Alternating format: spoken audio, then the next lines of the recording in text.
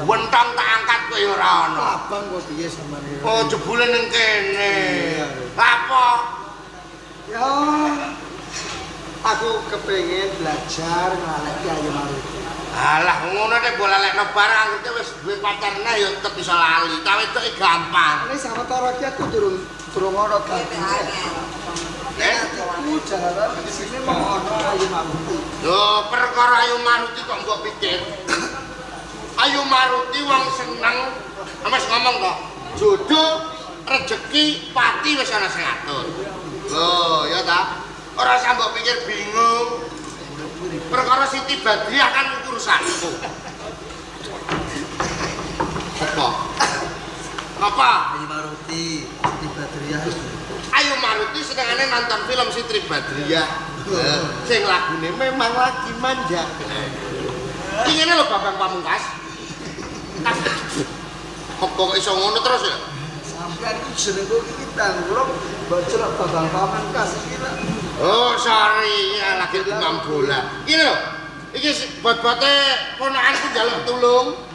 Kon menehke layang iki isine apa ora kurang ngerti. Kon menehke kowe. Ono. Waca ya, Pak. Iya, waca. Ganti seksi. Ora wis penting kowe biasa ngono lho ya. Wong iki sing nyoteng padha.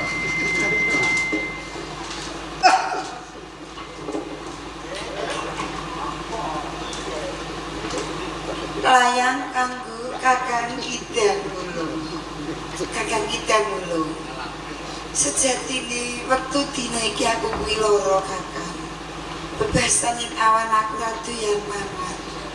Yen bengi aku ra iso turu. Atiku mung tansah prisian. Awakku gagangaking Kakang. Sing bisa nambani raliya yo mung sampeyan. Yen sampeyan isih tresna kelawan aku. Rasa nangis ta? Beliau Kakang. Sapa aku katresnanmu Ayu Maruti. Ayu Maruti. Ayu Maruti.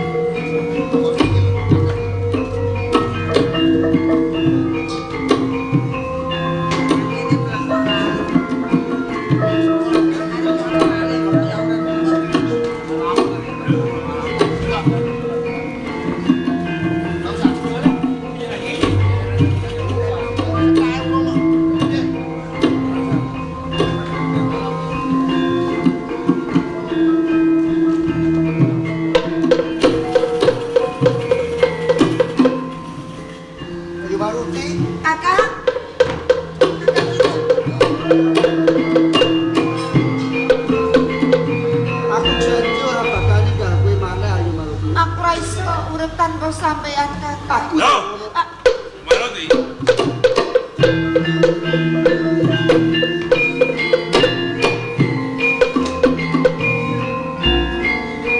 Welek kek kabeh apa. Iki piye karepmu? Kuwi bojoku kok. Aku tresna karo Kakang Idang.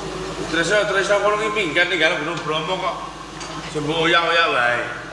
Pancen tak selaki. Mulai mergo tak layangi Kakang. Dadi mulayangi. Iki repot. Kok repot? Lah iya. Repot sampean. Aku repot terus.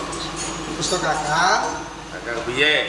Samane kelas ni wae ayo maruti urip karo aku. Ikhlas lho kowe kuwi. Mergo kesiksa batine lho urip karo sampean. Kowe sing ora disen ya. Yo kene. Lah iya minggat kok balik nek. Lho mergo aku dilayani. Wis ora trimo aku.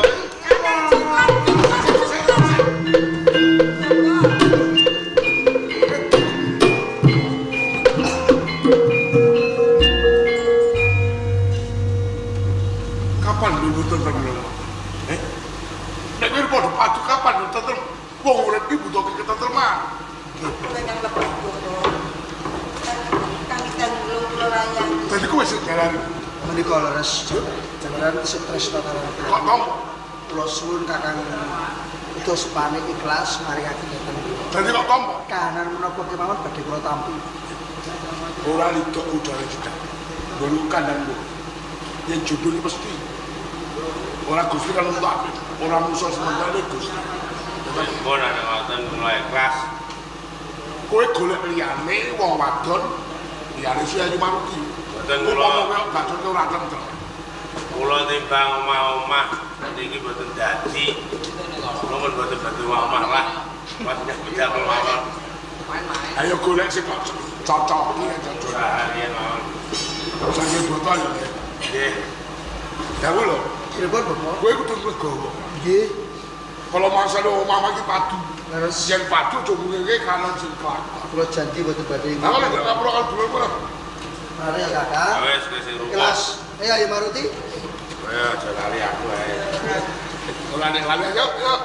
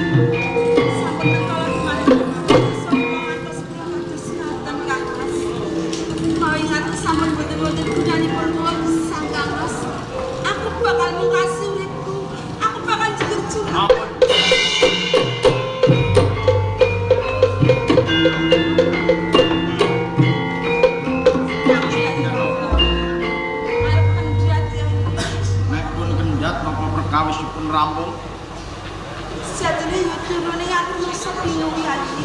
Aku kudu minta piye? kula ngertos pinten nelangsane batas panjenengan niki wonten margi nek panjenengan tasih tresna kaliyan Kakang Rangga Janur kagungan pusaka Kyai Kalonata jenengan pisahaken saking raganipun mangke Kakang Rangga Janur saged tresna kan panjenengan Wujudane ya iki kan sedih. nggih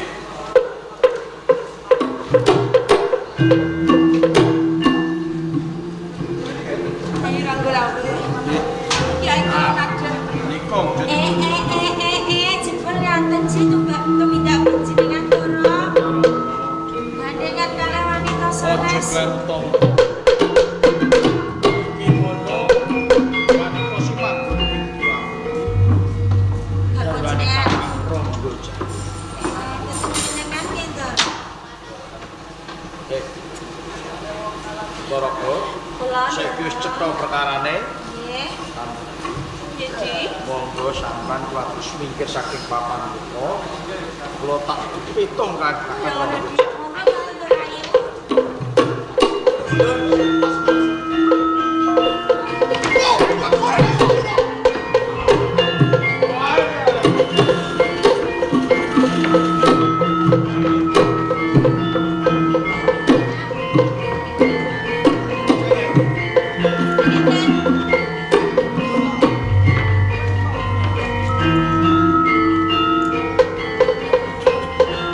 Papan sur. Ya cinta.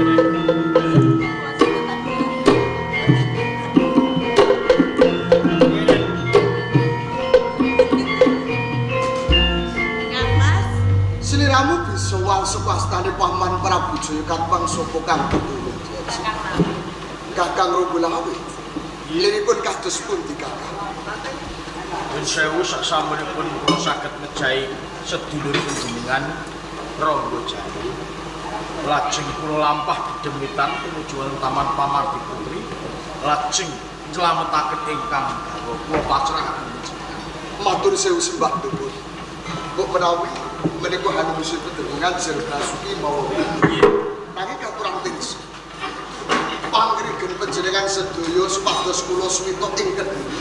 Wonten ngarsanipun Paman Joyo Katwang niku ora dipun tampu. Kula nyuwun sajekan bumi ing Wonotarik kangge Gubutra nggih dipun paringi. Areh ning laskar sampun makempal, monggo Wonotarik enggal kababat kemawon. Babat, alas. Mari.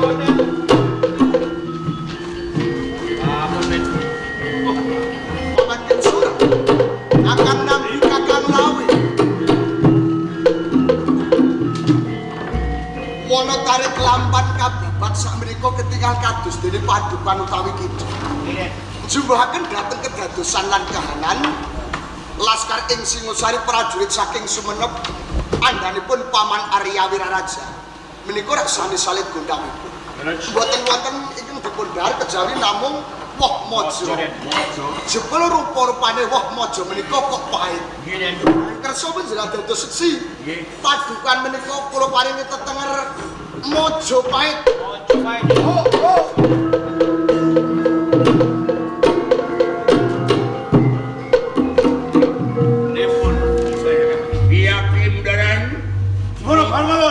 Ya Bang, iya, tau Bang baik. Iya.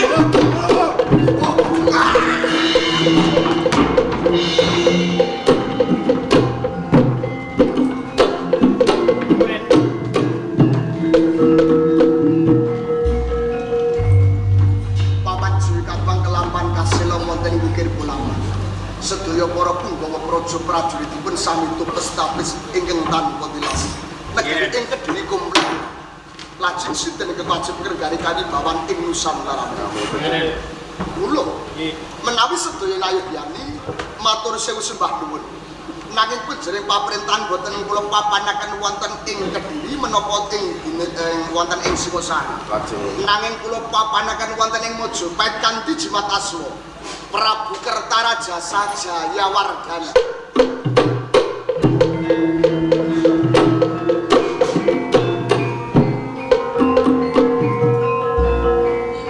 Sasampunipun ingsun jumeneng Nalendra ing Mojopahit, ing manginipun kula badhe paring nugara dumateng sipun kemawon ingkang sami bebantu ngedekaken negari ing Mojopahit.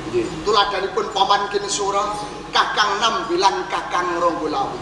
Pramila dumadinipun negari Mojopahit, mugi mahanane negari ingkang gemah ripah loh jinawi, kerta tata lan raharja, murah pangan, sandang sarta papan. Sehingga nusi wonten ing desa Sidialit langkung-langkung ingkang hamengku gati mugi mangke ora ayu cepat rejeki akeh ing bilai. Selamat sing nanggap, selamat sing ditanggap. Kanthi asesanti Jaya Jaya Wijayanti kalis iring sambi kala. Sampun purna.